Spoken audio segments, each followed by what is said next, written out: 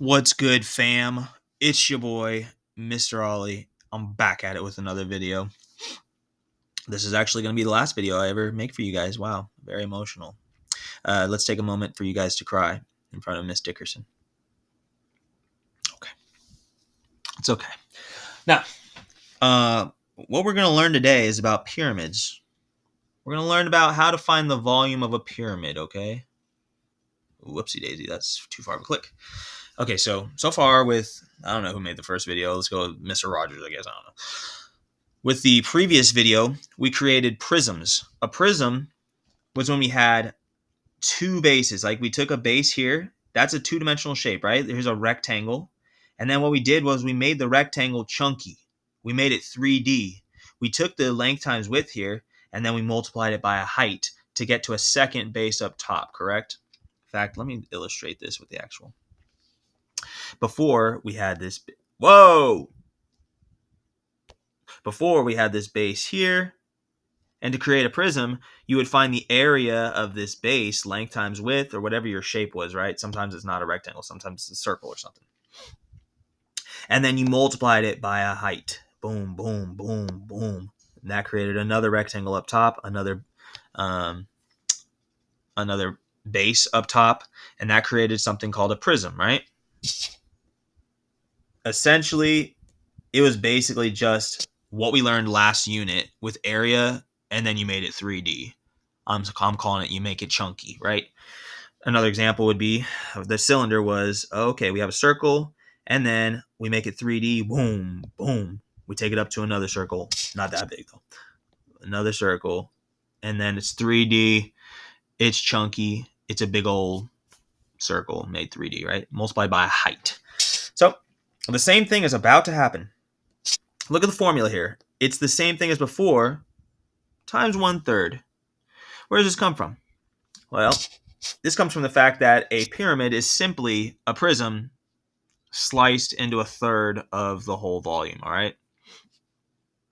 I'll show you a video in a little bit about that. But that being said, it's going to be the same process. What you're going to do is, let's go ahead and do this first one. We're going to find the area of the base shape. How do I know this is a base? Well, whenever you have a pyramid, there's always a point up top, okay? I like to draw it into an eye. Let's make that better looking. No, that doesn't look any much better, but I like to make it into an eye, and across from that eye is always the base. This base shape is going to be made 3D by taking it up to this point, okay? That's what makes a pyramid. A pyramid is simply a base taken up to a single point. So there's two ways you can go about it. You can find the base by looking at it first, or you can go to the point and then look across from the point, right? If you look across, that'll give you the base. Now, as soon as you find out what shape the base is, now you can start to name your pyramid. The volume of this pyramid, this is called a rectangular pyramid because the base is a rectangle. And since the base is a rectangle, we're going to have to use the formula or the area, formula of a rectangle, and then that'll be our base multiplied by the 3D height and then cut into 1/3 or multiplied by 1/3, right? So what we do is, since it's a rectangle, we know its length times width, right? In this case, we know it's 10 times 11. That's going to give us the rectangle at the bottom. And after that, since this is volume, this is three-dimensional, we're also going to multiply this by the 3D height, three-dimensional height. Look for little boxes, okay? Look for the little right angles, and that'll tell you, or it should, sometimes it won't, but most of the time, it's going to shoot straight up. It's going to straight up to that eye up top, and that's going to give you the height of this pyramid. The height of this pyramid is, let's call it 3D height. This pyramid is 16 tall, okay? 16 inches. Now, so far, this 10 times 11 times 16, That would create a prism, but we have to lastly finish by multiplying by 1/3, okay? I don't want to overcomplicate this for you guys. So I'm going to say this. We've got 1/3, which makes a pyramid. We've got the height of 16 for the 3D shape. And then we have the base rectangle of 10 times 11. And now this is our formula. This is our equation. We're going to type it into Desmos and figure out the answer. Don't try to overcomplicate this straight up. As soon as you create the equation, type it in. Just type it in. Don't try to do it piece by piece. That's my personal opinion. Write down the full formula and type it in. 10 times 11 times 16 times 1/3. So then,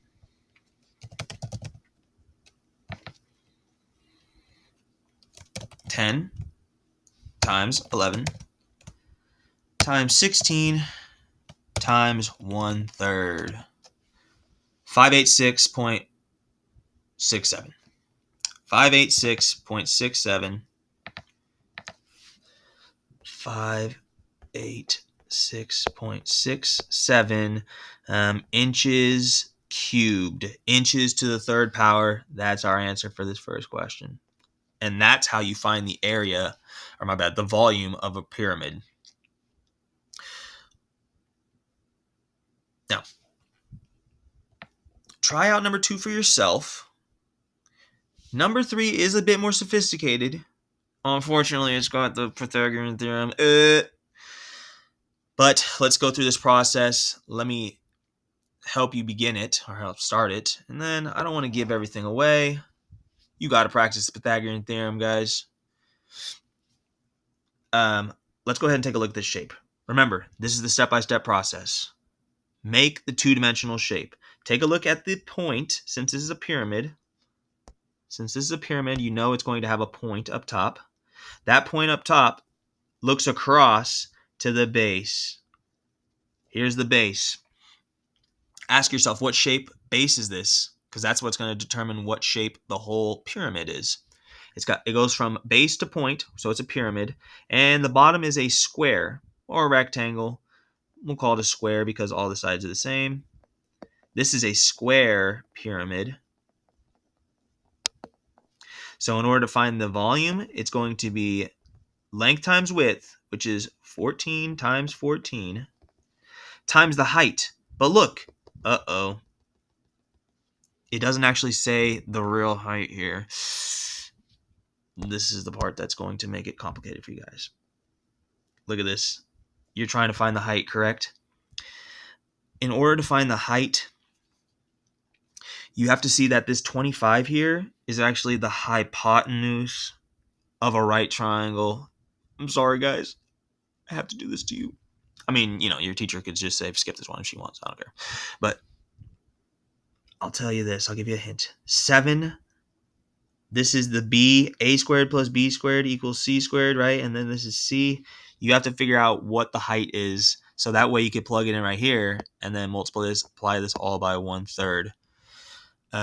Again, you're going to need to use 7 squared plus b squared equals 25 squared. This is actually a famous right triangle. 625 minus 49. 5. Okay, yeah, it should be a nice B. It shouldn't be a decimal or anything, but I'm pretty sure. Yeah, that's the process, okay? Look at the eye. Woo. Then look across from it. Because the across from it's the base, that's how you're going to name the pyramid. This is a square pyramid because the base is a square. Find the area of the square, multiply it by the height, and then multiply it by 1/3 because that's what makes it into a pyramid. You got to give that a try for yourself.